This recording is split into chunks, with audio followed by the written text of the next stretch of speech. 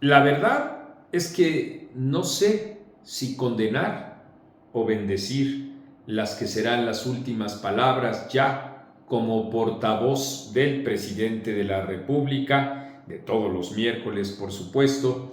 Me estoy refiriendo a Ana Elizabeth García Vilchis, de todas mis consideraciones.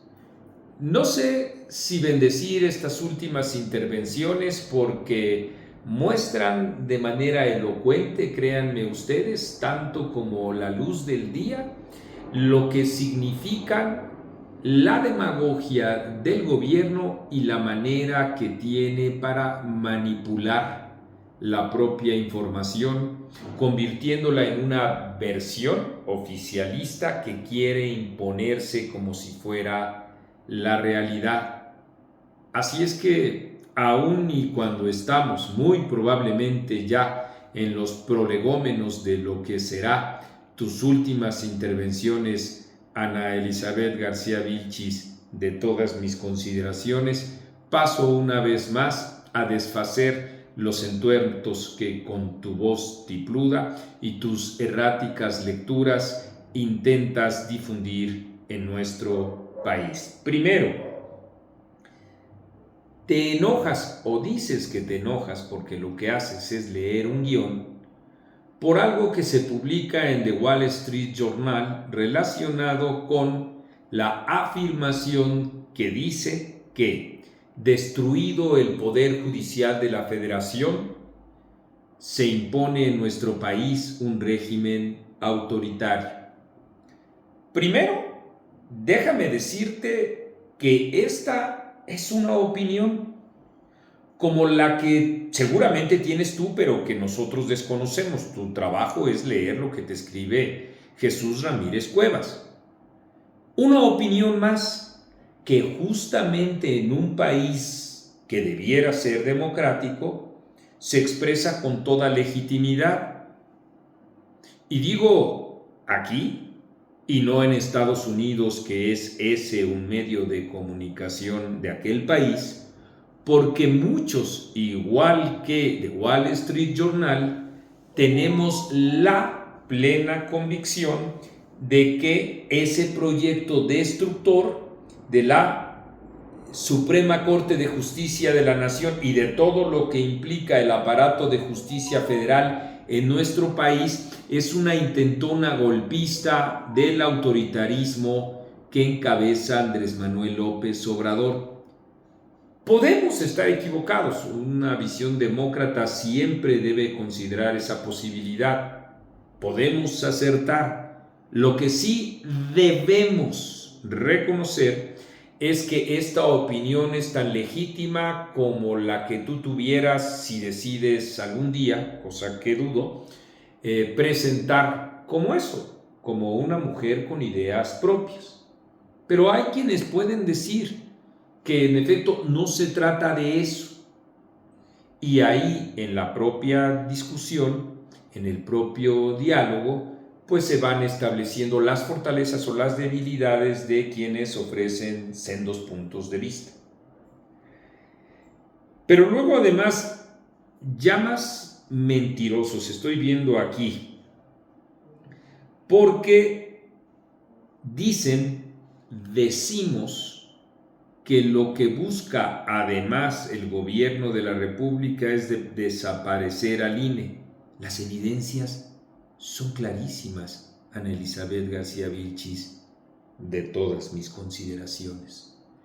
En primer lugar, porque el bombardeo que recibió el INE cuando independiente y autónomo del gobierno durante los primeros 3 años del ejercicio presidencial de Andrés Manuel López Obrador buscaba justamente minar la credibilidad del instituto al mismo tiempo que preparar a los propios sustitutos de los consejeros salientes, entre otros Ciro Murayama y Lorenzo Córdoba. Entonces son 2 los elementos que nos permiten afirmar así, con apego a la realidad, la búsqueda del gobierno por desaparecer a este órgano electoral autónomo. El primero es apropiarse de él a través del nombramiento de consejeros que le resultan aquiescentes. Tan es así que el próximo viernes veremos una votación favorable a las ambiciones del gobierno en favor de la sobrerepresentación. La otra vertiente es que en efecto el plan C plantea la propia desaparición del INE. Esa es la intentona que tiene el gobierno, y el gobierno en todo caso es el que miente cuando dice que ese no es el planteamiento, porque como hemos visto, esa captura del INE ha ocurrido y esa intención del gobierno también la tiene. Junto con todo eso, dices que mentimos quienes advertimos que el presidente de la República quiere minar el equilibrio de poderes. Por supuesto que quiere hacerlo. Y los dos ejemplos que mencionas, Ana Elizabeth García Vilchis, de todas mis consideraciones, son precisamente los que nos permiten afirmar eso. Primero, porque el Poder Ejecutivo, Legislativo y Judicial son los que forman la estructura del Estado, y en desaparición o en debilitamiento de uno u otro se fortalece el que ahora es el principal promotor de todas estas reformas tendientes a la desaparición del Poder Judicial de la Federación. Se rompe el equilibrio de poderes. Ese es el hecho. Pero junto con ello también, desde luego, hay que entender que no solo es esta triada la que conforma la acotación de los poderes, sino el Instituto Nacional Electoral, por poner un ejemplo, que es el resguardo a través del cual los ciudadanos acuden a garantizar su derecho a saber, a expresar las peticiones de información relacionadas con el ejercicio público, esto es, con personajes públicos, es decir, con funcionarios. Y subrayo así enfáticamente esto porque a menudo, de manera intencionada, desde luego, el gobierno y tú, como lectora de los planteamientos del gobierno, funden y confunden esta obligación pública de funcionarios públicos con información de organismos privados o empresariales y personajes privados. Ahí también se rompe, al hacerse el gobierno el único garante y o responsable del otorgamiento de la información que durante todos estos años hemos visto cómo escamotea el presidente de la República, o distorsiona también el presidente de la República, o valiéndole madre, por supuesto, los documentos oficiales de su propio gobierno. Él en las propias ruedas de prensa se ha atrevido, como lo hizo sistemáticamente, a hacer planteamientos o dar datos o dar cifras que son totalmente distintas o que contradicen a los propios números del oficialismo del gobierno, reitero, que él mismo representa. Pero nada de eso es lo que le importa a tu columna, a tu misión, a la responsabilidad a través de la cual pues tú devengas de nuestro sueldo. Nada de eso le importa.